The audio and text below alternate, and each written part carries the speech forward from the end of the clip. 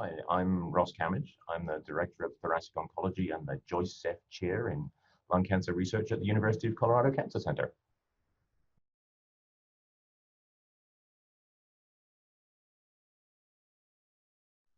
One of the big challenges is you're diagnosed with cancer and you go and see a medical oncologist.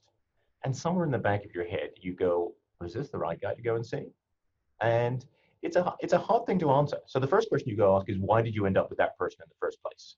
Is it because you'd already done some research? Is it because per your insurance, that's the only person that you're allowed to see? Is it because you're referred by the pulmonologist who diagnosed you and they have a special relationship with them?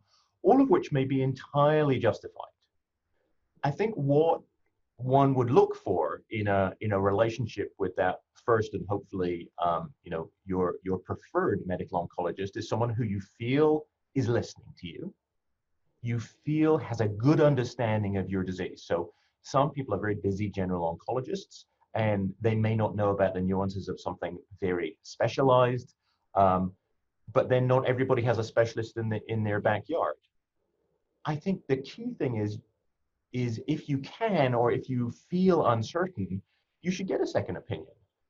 Increasingly, you can now get second opinions even remotely. Certainly post-pandemic, that's become more of an established practice.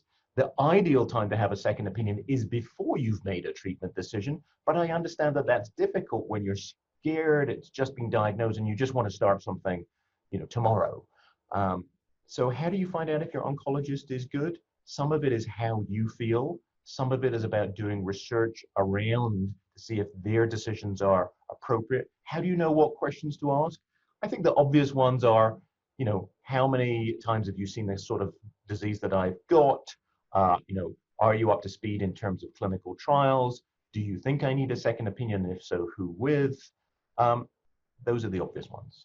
The other thing to point out is there are now many, many patient support chat rooms. In lung cancer, often driven by specific molecular subtypes, and they're incredibly useful. So there's the ALK positive group, the exon 20 group, the ROS wonders, the RET renegades, the MET crusaders.